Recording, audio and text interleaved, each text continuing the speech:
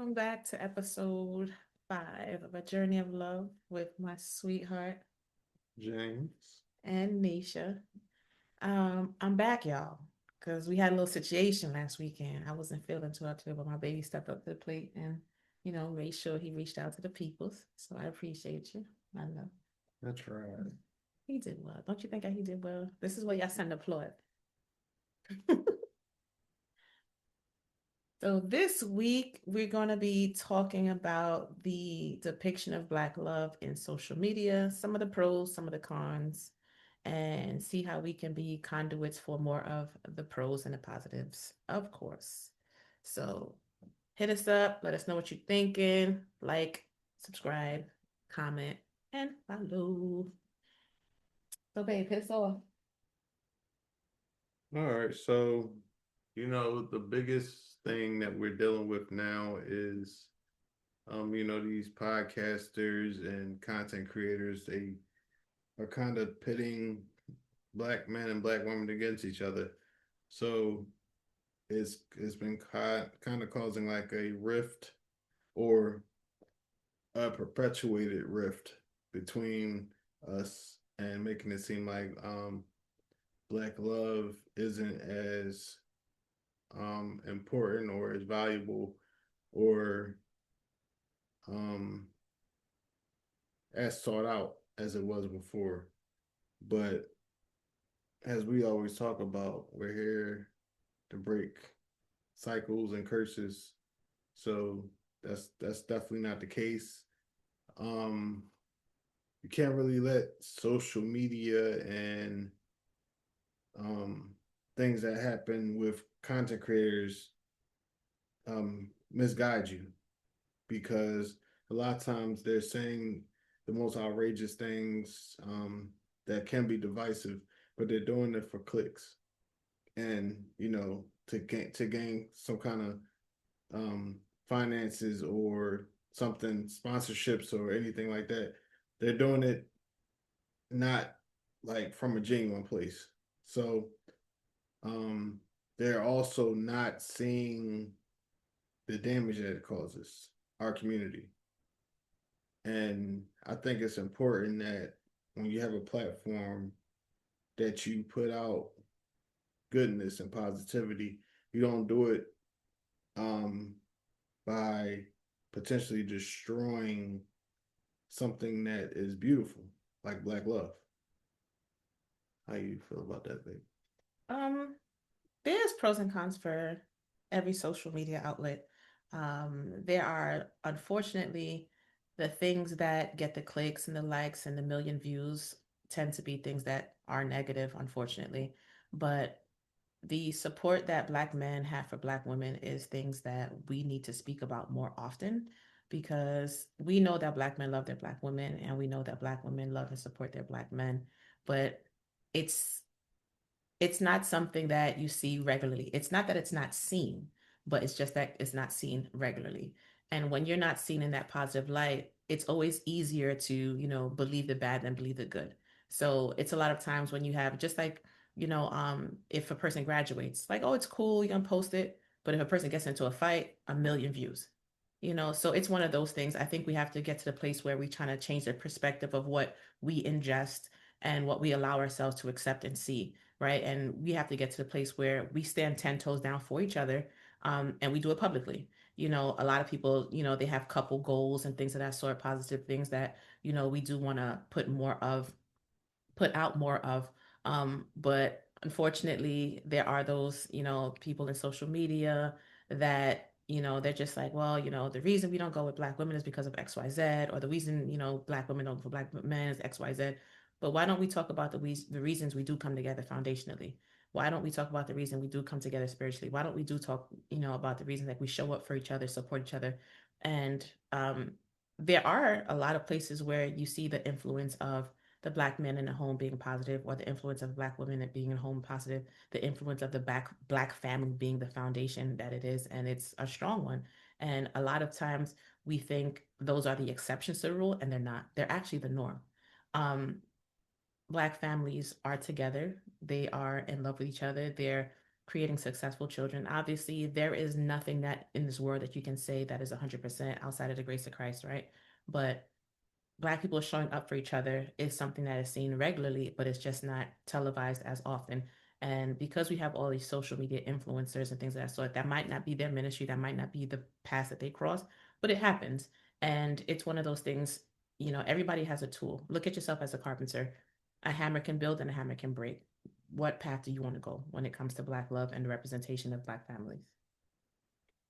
Yeah, absolutely. And as you was touching on, um, what we view and what we take in is similar to what we eat, what we consume is nourishment. It's just a different way to receive that nourishment. Just like you need to nourish your body, you also have to nourish your mind and your spirit. So when you see um things that may go against what you may be even experiencing, because what we have is real Black love, but let's say we had different minds and we seen these different podcasts of different influencers saying, oh well, if a man doesn't make X amount of dollars and doesn't give me $50,000 a month and things like that, some people, they allow that to influence their relationship and everything like that. But the good thing with us is that we don't allow external forces to influence us. We build and grow together. We communicate everything. We move with intention, and it's for us that's how it is. But it's other people, especially younger people, where they are really influenced by this. So they'll deny someone because they aren't up to these standards that are at many times unattainable. Like you can't go into seek trying to find a relationship with someone and they have to make like a crazy amount of money per year and they have to provide you with something per month. Like you going into it like it's like a business deal. Hmm.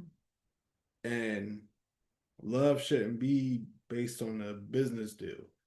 I know ultimately when you get married and everything, it is a legal basis as far as like, you have to get the marriage license and things like that. But the underlying foundation of it is love and respect and honor and loyalty and commitment.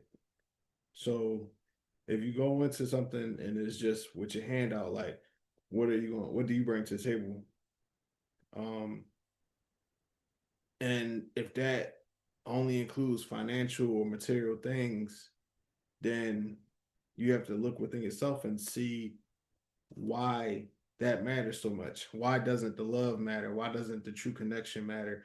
Why doesn't communication matter? Why don't you want to build something that's pure instead of just trying to build up something that's based on things that are just material? Like that's my view on it. It seems like people are kind of morally bankrupt. Hmm. There is a lot that has to do with people being in relationships and they're in the wrong ships, right? Some people are looking for companionship while other people are looking for partnership. And when it comes to the place where you're looking for someone that on the outside checks these kind of boxes, and you're not looking for someone that you can build a life with for the rest of your life, it tends to be transactional, right? What can you do for me? And if you can't do that thing for me, I won't do this thing for you. Um, I love James because he's a great person. I don't need him to love me back. That's my feeling for him. It's not like I love you because you love me. It's not transactional, right? Um, I love you because you're my safe space. I love you because you're my home. I love you because my brain can turn off when you just speak. And even if he didn't feel those things for me back, I'd still feel those things for him, right? And it wouldn't change anything. So it's just like when you get to a place and it becomes transactional, where it's just like, what do you bring to the table? If you don't have this, you don't have that, you automatically putting yourself in a space where you're not looking for a relationship, you're looking for a colleague. You're looking for someone that can give you something on a less of a like a employee employer relationship. And how sustainable is that, right? Like we can attain these things, oh, we can buy a house together, but are we working on the love? We can have 8 million babies, but are we foundationally looking to build a family? Some people have, women, we have a biological clock. Unfortunately for us, physically, we can't have children to the end of time. And some people just like, well, I want to be with him because I need to have a baby by the time I'm 30. It has nothing to do with the way in which that person provides for you in a spiritual way, in a physical way, in an emotional way. It's just like, I need to check this box. By 30, I need to have a kid, So the value you putting on these things that you're checking boxes off with, it devalues the primary goal of a relationship, which is finding someone that complements you, finding someone that you can grow with, someone that you can constantly learn with. And a lot of times from a lot of these social media posts, whether it's any kind of platform, you tend to see people look at, well, if he's not 6'6", if he's not making 6 to 8 figures, then I won't even look at him.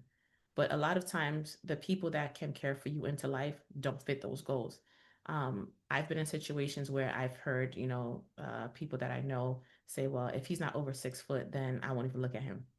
But the person is such a provider in all these kind of ways. He's spiritually grounded, and this person loves family. He loves this and that. But he's 5'11". Oh, I would never look at him. Really? An inch is gonna take you away from the person that's potentially gonna be the best thing that's ever happened to you. Where did you get that from?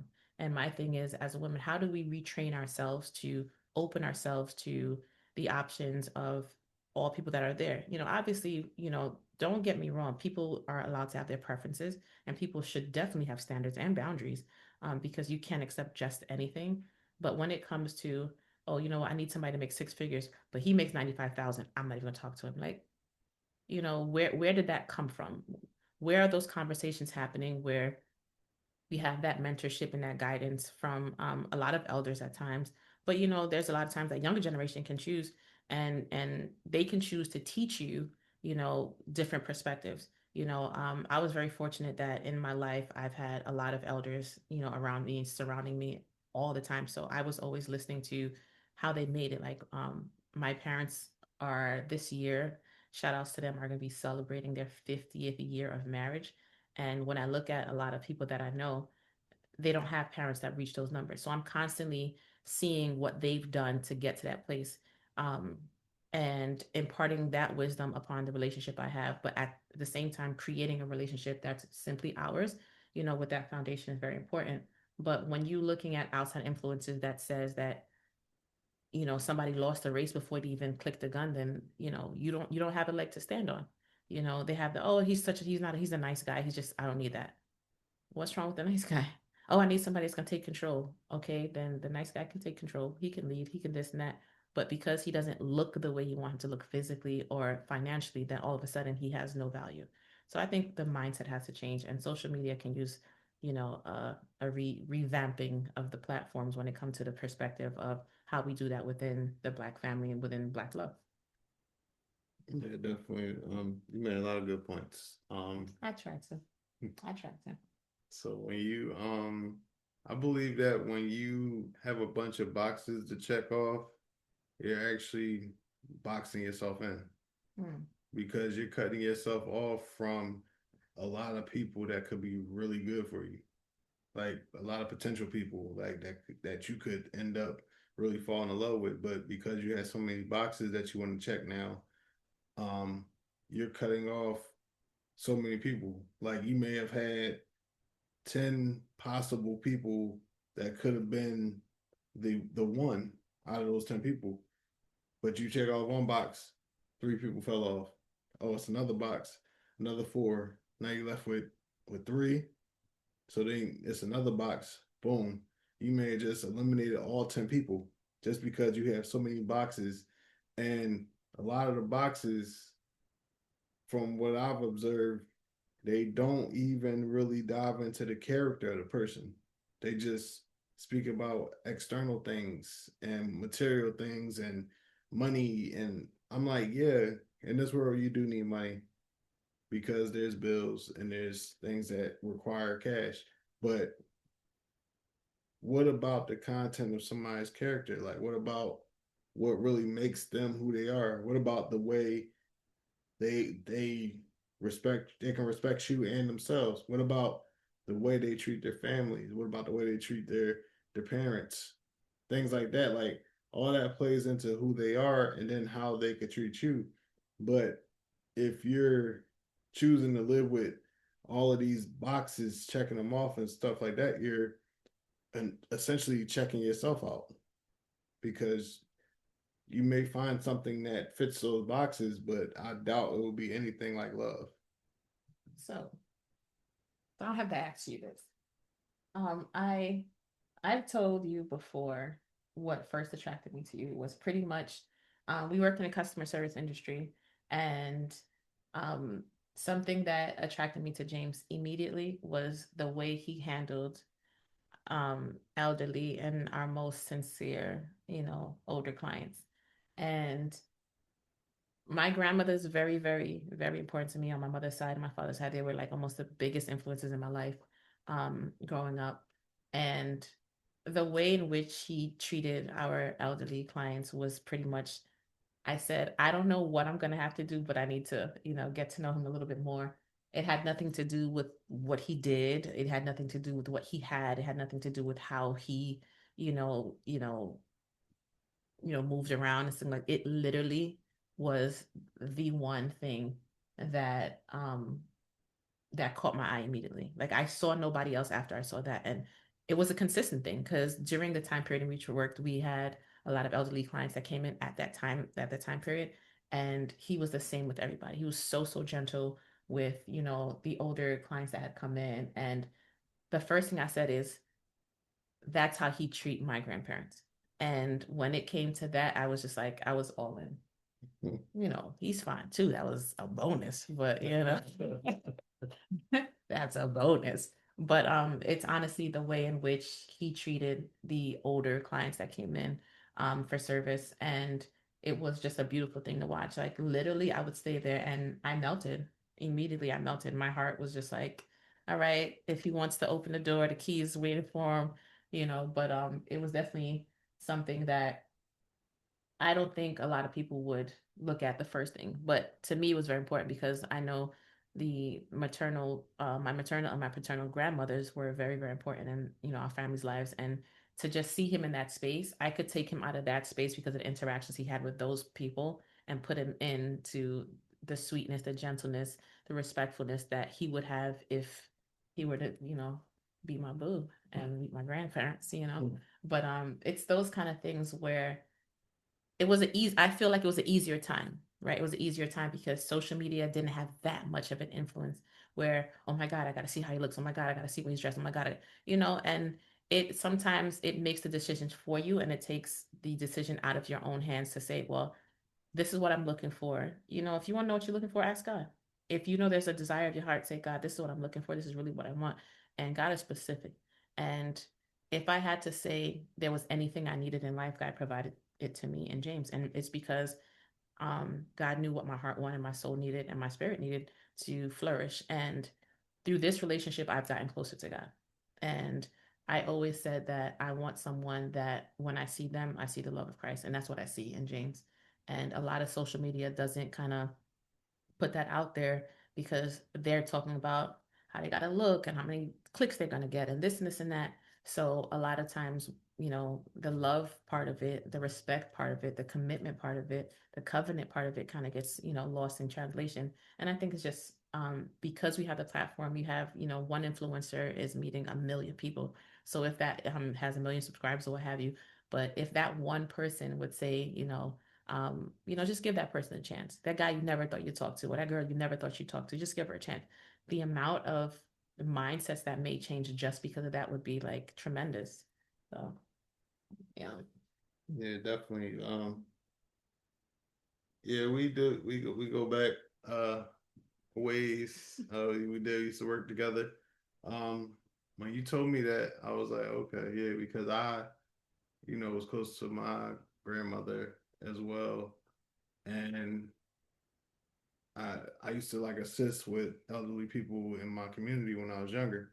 So I had that connection to the elderly and senior citizens and everything. So when I would see them come in, I automatically knew, like, you know, be patient, be understanding, be respectful, and take your time. Like, don't rush, because um it's all about respect. Like they've been here, and they're like, I've heard this from Zoe Williams. He's a podcaster from California. He said that every elderly person is a library, and when we lose an elderly person, we we lose a library, because they have such vast knowledge and everything. So you have to respect people that have experienced life ahead of you, that can, provide knowledge to you and provide guidance. Like, I think that's a huge disconnect now, because I believe people think they know everything. So they don't need that guidance, and they don't need to look to the ones that came before them. They just think that because they have devices that give them access to everything, they know everything, but they don't. Like, the devices, they give you some information, but they don't give you lived experiences. Lived experiences matter the most. So we have to get back to honoring the lived experiences, taking in that information, and respecting that. And I believe we'll get back to the love in our community, because the older generation, like your parents, they about to celebrate how many, 50, 50, 50 50, years.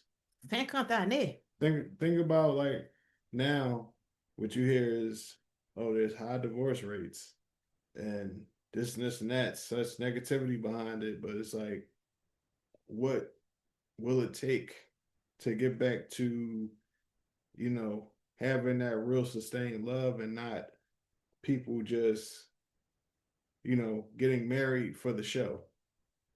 Like, a lot of times people will be more concerned about the wedding and putting on this gigantic, huge wedding for people. It's Other not really people. for them. The wedding doesn't pour into your marriage. The wedding is just a showcase, that's like a launching pad into your marriage. But what will you do once you're in the marriage to sustain it? What will you do to fuel it? What will you do to keep pouring into it and growing in love together?